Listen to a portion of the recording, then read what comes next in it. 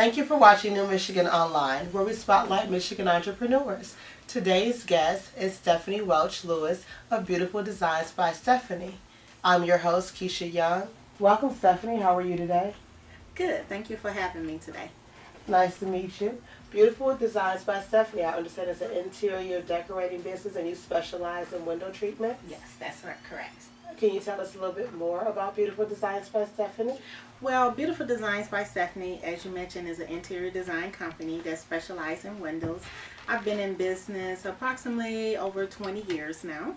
I've recently started working my business full-time as of April. Okay. What prompted you to start your own business and go into interior design? Well, my husband and I, we built our house, I believe it was in 1987. I hope I'm not telling my age. Anyway, during that process, I worked with the builder and I had so much fun picking out the samples. And the builder suggested that maybe this would be a field that would be good for me because I had so much fun. And normally people don't like doing those things. So I thought, okay, let me see what this is about. So I went to school for it right here in Flint in Baker College. Oh, wow.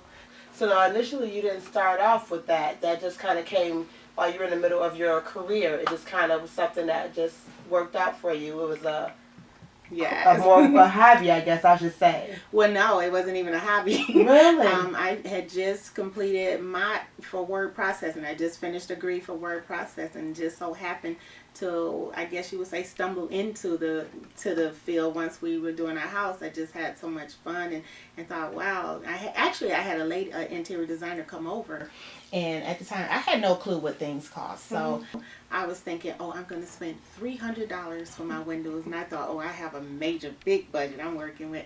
And so the lady came out, and I told her my budget, and she said, okay, so that's for the front window. What about the rest of the house? And I thought, I just didn't have a clue. And so when she left, I thought, I want her job. So I researched it, and that's how I got started. Now, how was it for you? Because to have no initial interest in it and going to class, I know that had to be like very challenging because everything was so brand new for you. Actually, I guess I should say I always had an interest in it without realizing it because as a younger person, I always changed my furniture around in my room. I always helped my mom pick out furniture. So I was always a part of it without realizing that was my gift. Okay. So now once you completed the course, did you feel like, oh, yes, this is it? Or did you feel like, oh, I don't know about this if I'm ready for it? Were there any hesitations? No. Once I finished school, I felt like I was ready to conquer the world and I knew everything, only to realize when I got out there I knew nothing. So basically I had to do a lot of on-job training. The first job I had was at JCPenney's in the drapery department, and I learned about rods and I learned so much more that they just don't teach you in school. Okay. How long was the whole process to get you from school to becoming an entrepreneur? Well, now that took a bit of journey. After I graduated from Baker, I believe I worked in carpet for about 3 weeks. No, I'm going to say about 3 months. And I decided I did not want to do carpet. It was so boring. And so, there was a little path there trying to find what would actually fit me. And I was shopping at JCPenney and saw they had an opening for draperies.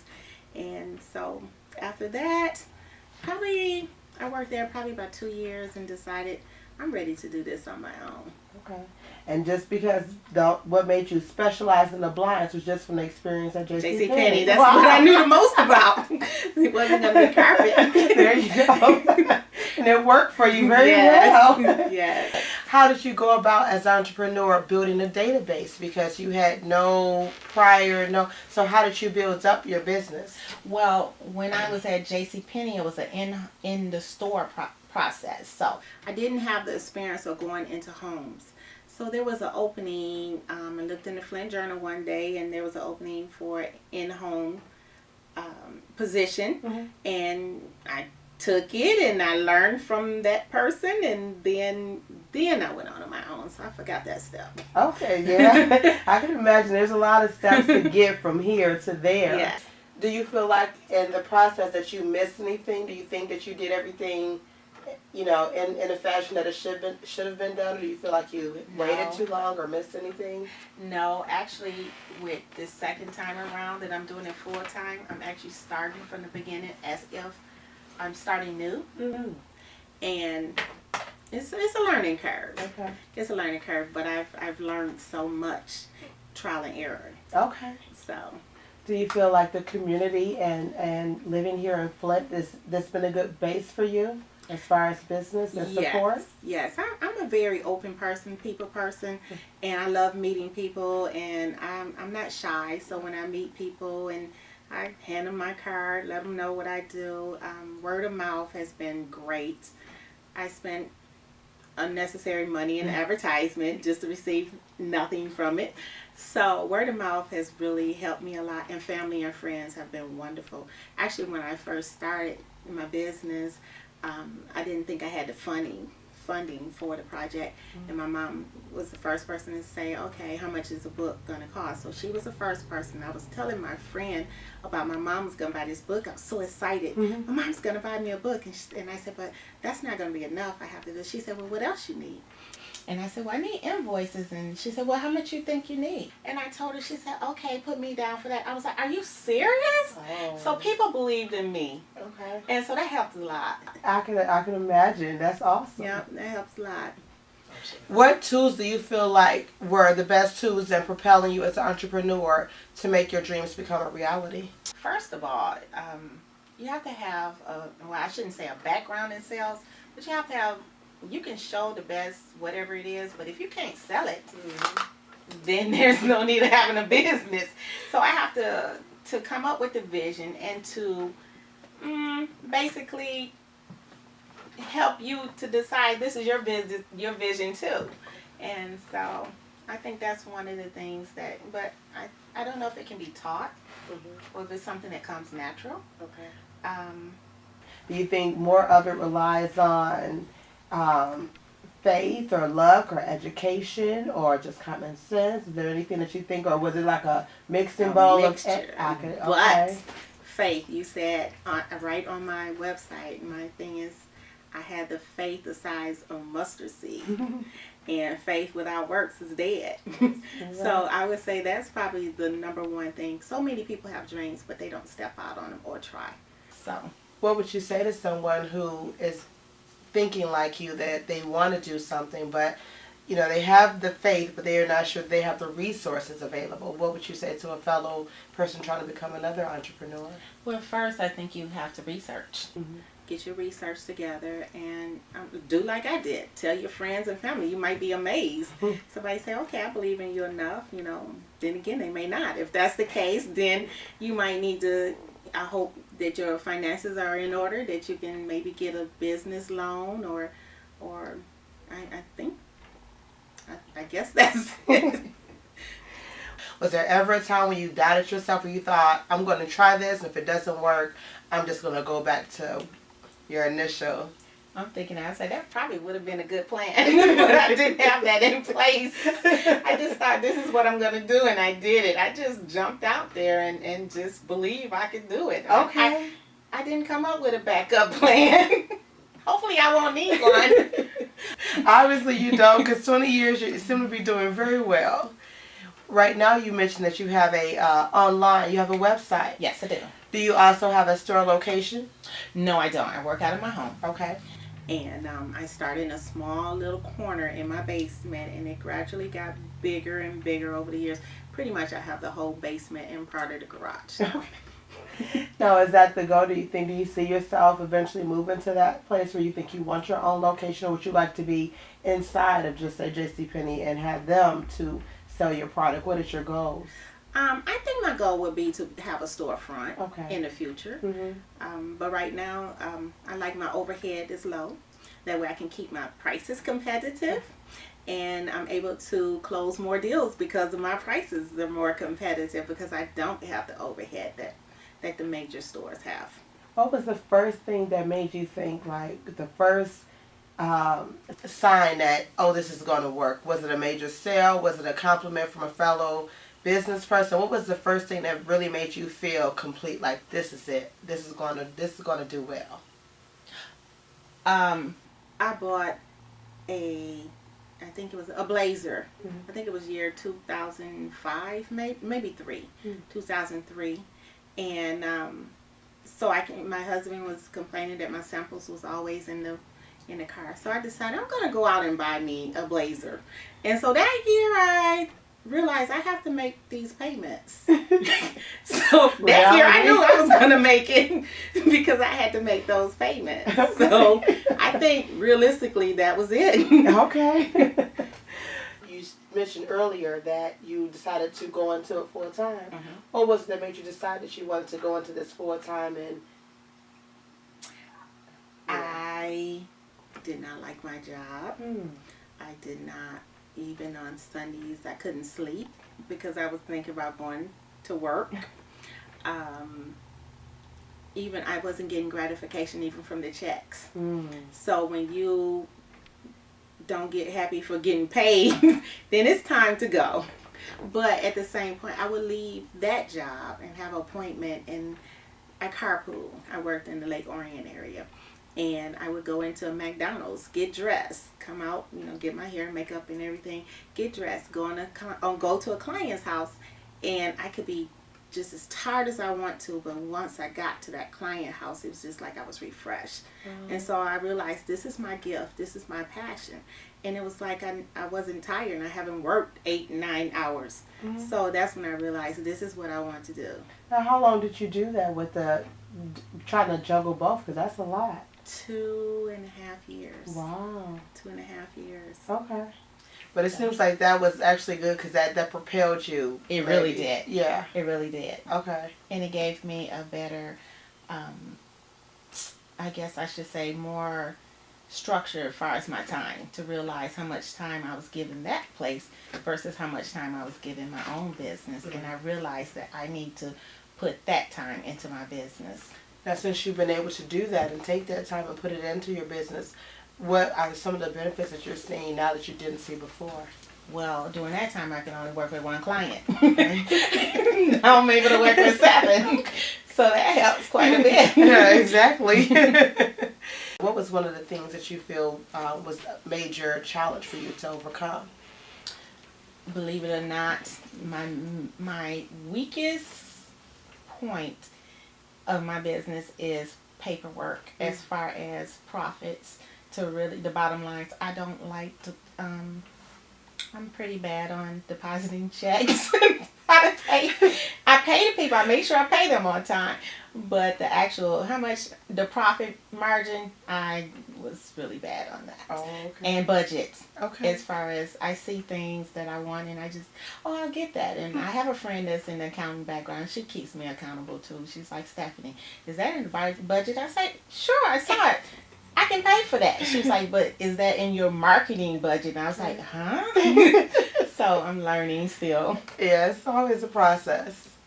Has there been any time where you just felt like, oh, this has become too much, or as you grow, like you went from having one client to now you have 7. Mm-hmm. Do you ever feel like, oh my God, what if I got myself? Do you ever feel overwhelmed? Like you know? Sometimes. Mm-hmm. Everyone have a different client. Mm-hmm. Every blue moon, and I seem to sometimes get them and they love me. And I'm done with their house and I'm thinking, good, I get this over. Mm-hmm. And then they'll find something else for me to do. And I think, oh no. But, it's just, I guess that's my gift, to work with difficult clients, but I'm always pulling my hair out when I was like, oh no, don't call me again. What has been the biggest reward for you so far? Was it walking away from corporate America? Is it helping others? What's your biggest reward?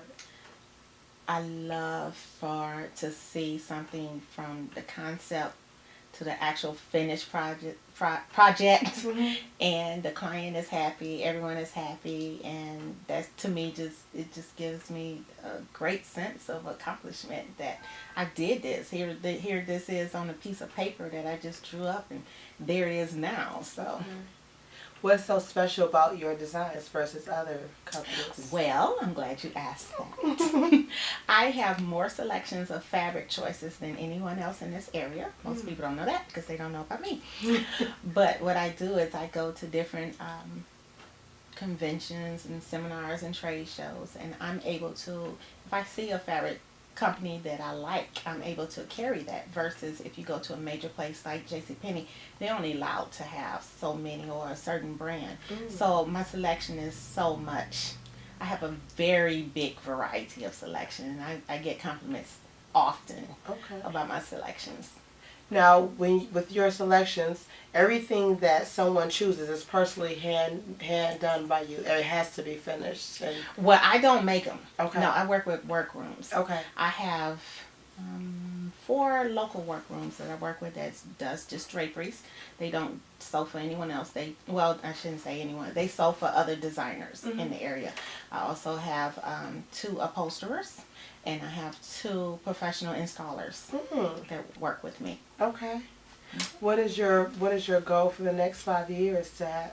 Well, what do you want to have happen? I want that storefront we talked about. Okay. Is that the goal also, to have your own team working for you? Yes, that would be awesome. Okay. As far as any new aspects to the business or new ideas, do you see yourself adding on or branching off into anything extra, or do you just want to focus on interior design and doing blinds? Well, actually, I have already. I also do event planning. Oh. I'm a subcontractor for a local company that decorates for many occasions, and so I work with her. I've been working with her for probably about 4 or 5 years now, and so I went from the decorating end to the planning end. It started off with a couple of people, can you do my wedding? And I thought, okay, so I did a few weddings, and then I thought, you know what? This is creative too. I love the decorating and the planning, so I have branched off into that. Okay, now when you say event planning, you mean taking a client by hand and going through with them everything, not just the decorating, but the whole event and the wedding. The wedding. Wow. Now, did you go to school for anything, or did you just kind of... It just came natural, but I did go to Las Vegas last March to a trade show convention, took some classes. I believe it's okay to have natural abilities, but you also need to get some practical skills behind that, because there's always going to be a part of that business that you don't know, or that you just don't know and need some help with. Right. What is the majority of your clients? Are they for interior design, or are they for the blinds? Well, it's about 50-50. Elderly people, they like what they like. They're not going to change. They want that, and they want it just like that. So basically, you replace them. Okay. And then you have people that just love blinds, and they don't want any drapes. So, but I like doing the drapes because that gives me a little bit more creativity going on. Get to pick the fabrics, and so. Okay. Do you promote your product, or do you advertise nationwide, or are you just located right now in the state of Michigan, or is this something that people can purchase? Do you ship online? Ship out of state as well? No, not yet, but that is in the works. I am working with a couple of people and a couple of deals in a workroom in the Atlanta area. Okay. And so hopefully within that 5 years. Okay. But mainly now I am Genesee County, south of here. Okay. I haven't been out of Michigan yet. So. Okay. Who is your biggest inspiration in getting everything together and getting started? Who is your biggest inspiration or your biggest motivator that really kept you focused and going and kind of moves you along, like you can do this? Wow, I just have to do one. You can do a couple. One, my mom. Okay. I know that sound, everybody say my mom, but my mom, she fusses at me like, and you need to get up. Don't be like, so I hear my mom's voice all the time. If you're going to do this, you better do it. And, even when I told her that I was planning on leaving my regular paycheck, she never said, are you crazy? She probably thought it though. But she's like, well, if you're going to do it, you better do it. And I said, okay. So she's one. My grandfather was an entrepreneur. Oh. And so I always think about that too. Way back when it wasn't even popular. Yes. So Yeah, I guess it must just be in my blood, I guess. Okay. What who's the biggest inspiration you have as far as design in the world of design? Is there anyone that out there that inspires you right now, or any people that you want to work with, or that you try to pattern your, you like their work? Oh, Might be a so few. many. I know. You might be a few. I'm trying to think. I like Candace Olsen. I like her work. I don't know. I just have so many of them. She's one of my favorites. Pretty much all the cast on HGTV. I want to win that too, by the way. Okay. Now, have you tried to? No. I don't have that confidence yet. Why? You should. Well, actually, because I specialize in window treatments, I'm just now branching off into other areas of the design field. Okay. Which recently I'm working on hardwood floors. Remember that 3 months of flooring that I did is coming back. Okay. So some of the knowledge. So I'm working with a client with hardwood floors. So I'm just now giving myself a broader scale to work with. So But that's one of the things, I guess, we could say put on the vision board is HGTV. So right. Okay. It's on the horizon. Okay. It's on the horizon. I see you also bought some pictures for us, Yes. some photos. Okay. Are these photos over the years, or is this just from one client? No, they're from over the years. Okay. From there's pictures of upholstery jobs, drapery, blinds, custom bedspreads. And that's another area I like doing too. Those are nice. Wow. Okay. So just a variety. Okay. What do you do on a daily basis to promote your business? Okay. Don't think I'm crazy or funny. I Facebook a lot. I Facebook, Instagram, and what's the other one? LinkedIn. And I have a Facebook page, and I'm on it quite often showing my pictures. And I've gotten quite a few responses from that, and a couple of clients that someone referred someone to me for that. So I start the day off with that. Okay. And next I do phone calls. I call my different suppliers and vendors, see if there's anything coming up that I should know about. I also try to call at least 3 former clients a day. And that way, just, hi, how you doing? Just touch bases. And that usually jogs their memories or someone else. It keeps my name at the, at forefront. And that way, if they know someone, then they will refer me. Okay. And I've also, lately, I have a workshop that's coming up. And so I've been sending out postcards regarding that. When is the workshop? The workshop is Saturday, June 14th. Okay. And it's going to be at M Live. Okay. From 1 to 3. Oh, wow. And what will you be teaching at the workshop? The workshop is entitled Divas Decorating on a Budget. Many times people assume that they can afford an interior designer. And I teach some of my secret places to shop, how to find that great deal, or how to transform a piece that you may want to throw away thinking I don't want that anymore, just to paint it or just spruce it up, and so show you how to add a little bling to things like divas like. Okay. How did that opportunity happen for you? Well, actually I was talking with a friend, and she suggested, because a lot of my items are a high ticket item, and so she said, you need to find something that you can reach the do-it-yourselfers.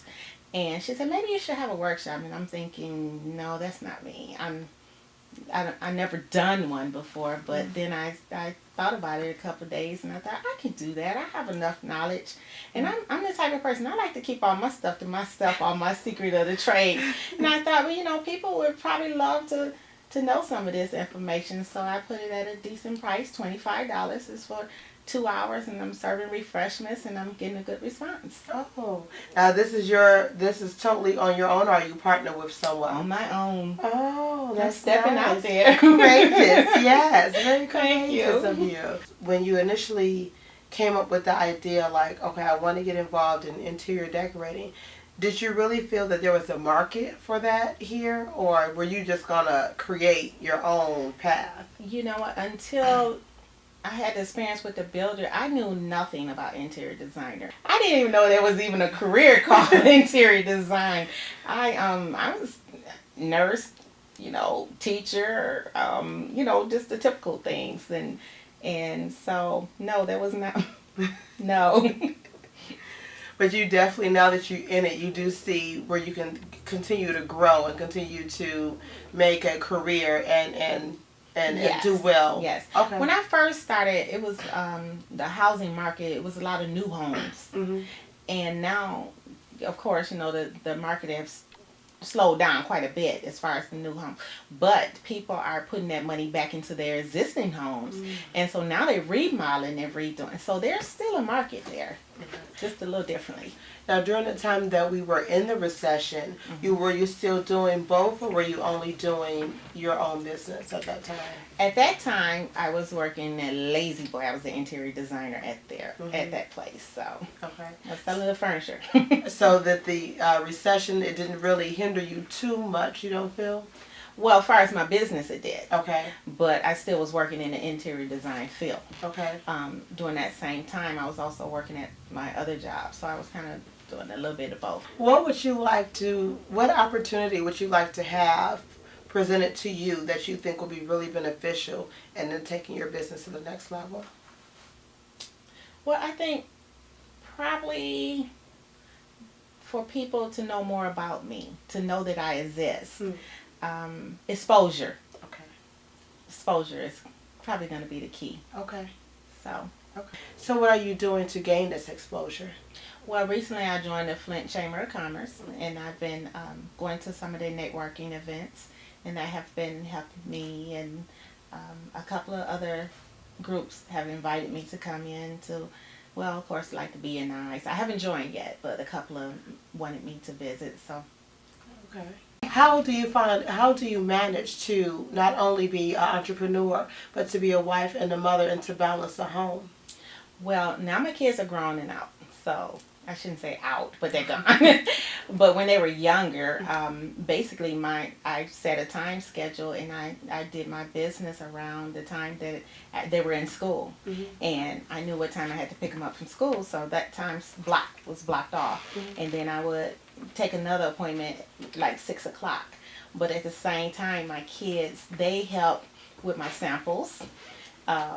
They wrote in the back and did the prices for me, and my daughters were very professional on answering the phone. I got so many compliments. They could not believe how professionally they answered the phone. They beautiful design. I mean, they had the script together. A lot of times, of course, as kids, they want to ask you for whatever it is while you're on the phone. Well, like I said, my office is in the basement, so if I'm down there, they know that I'm working. But they would come down and they would write, "Can I have?" And most of the time would be yes, because I just want them to be quiet. So I think they probably worked that to their advantage. Okay. As far as my husband, he was very supportive, so it didn't bother him. Okay. If you had to rate yourself as far as being a truly successful entrepreneur, do you feel like right now you're at that mark where you can say, I am very successful, or do you feel like you're still striving for that goal? I'm striving for that goal. Okay. I'm striving for that, but I'm getting better at it. You're getting better. What do you think is going to be what do you think is going to be that gives you that confirmation, like, oh, I have arrived now, I'm successful? You kind of get to that point where you feel like you've achieved what you initially set out to. I don't know. I haven't thought about it, but I'll know it when I get it. Okay. Hopefully. What was your biggest fear in becoming an entrepreneur? Well, this time around is failing. I quit a regular paycheck job with benefits. And I'm thinking, what if it doesn't work? Then I can't go back to that job. A lot of people, especially in this area, would love to have that job, that position. And so I think that's my greatest fear, is failing. Okay. And what did you do to overcome that fear and go ahead and push yourself forward? I remember how much I didn't like that job. And I said, okay, I just think peace of mind is better than to worry about the failing. So. Okay. What is the next big move for Beautiful Designs by Stephanie? What's the next big step? Like I said earlier, I think the storefront will be my next step. Okay. and also to be, I guess, like I said, for people to know about my business. Mm-hmm. So when you think of, oh, I need drapes, I need blinds, oh, let me call Beautiful Designs by Stephanie. So that's my next step. Okay. Is there anything that you feel we didn't cover, or anything you'd like to add about Beautiful Designs by Stephanie? Well, actually, there is. Again, it's Beautiful Designs by Stephanie, an interior design company that specializes in window treatments. I do have a workshop that I invite you all to come to, which is June 14th, and it's at M Live downtown, and it's from 1 to 3. The cost is $25, and it's entitled Divas Decorate on a Budget. I'd love to have you. If someone wants to contact you, what is your website address? My website is www.stephaniewithnoedesigns.com. Thank you, Stephanie. I want to thank you for your time. We appreciate you coming out. Thank you. Thank you for watching New Michigan Online. Our guest today was Stephanie Welch-Lewis, and I'm your host, Keisha Young.